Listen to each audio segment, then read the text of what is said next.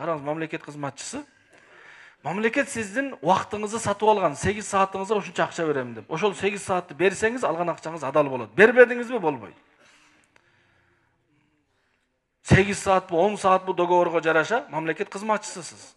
Офисте иштейсиз, кайсыл кызмат болсун. Бүт кызматтар, мамлекет кызматтары жакшы, туура, бирок так болсо.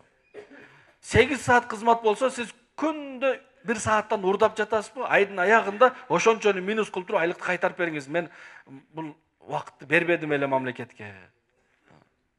Кыянат болот. Бүгүн ошондой кылабызбы? Жок. Бүгүн премия алабыз дагы, премия. Ошондуктан сурайлы. Кароолчу. Караңыздар, кароолканаларда кровать бар. Бул эмне дегени бул? Кароол дегени түнү уктабай кайтаруучу адам. А сизге кроваттын эмне кереги бар? Демек мен кетсем сиз да уктайт экенсиз да.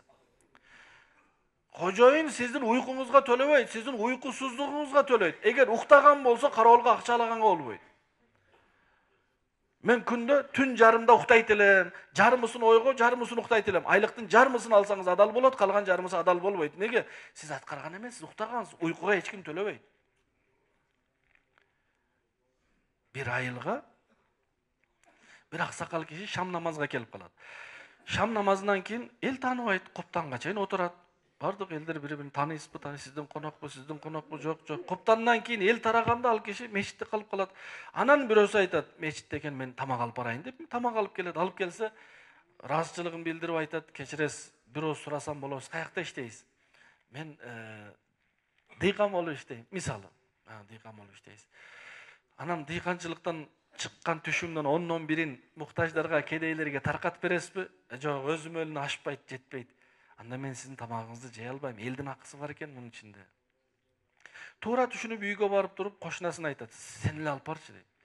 Ал алып барат. Сиз кимсиз? Мен соодагермин. Машалла, жакшы соодагер. Эмне сатасыз? Ушундай нерсе сатамын.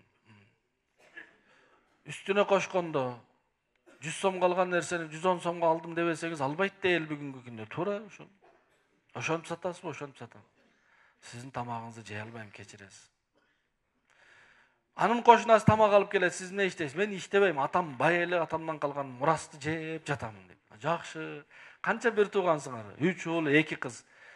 Мурас таркаттыңар беле? Уулдар бөлүшүп алды. Кыздардынчы? Кыздардын күйөөсү бар, аларга берген жокпуз. Анда сиздин тамагыңызды жей албайм. Атаңыздын мурасынын ичинде кыздардын да акысы бар да, жей албайм.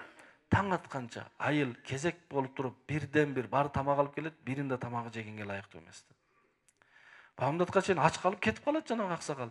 Бирок эл билет, мен тамагымды бирөө жегенге ылайыктуу эмес экен го. Биз да карап көрөлү, мен тамагымды бирөө жегенге ылайыкпы же эмеспи? Сурасам эмне деп айтам? Каякта иштейм? Кантип таптым бул каражатты? Ошого өтө маани бере турган нерсе. Бүгүн соода десе эле 2 сомго алып 4 сомго сатуу соода эмес туугандар.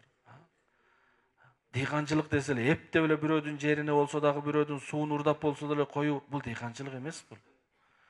Устачылык дегени кайсыл? Элдин кызмат кылып, ыраазы кылып алган акчасы.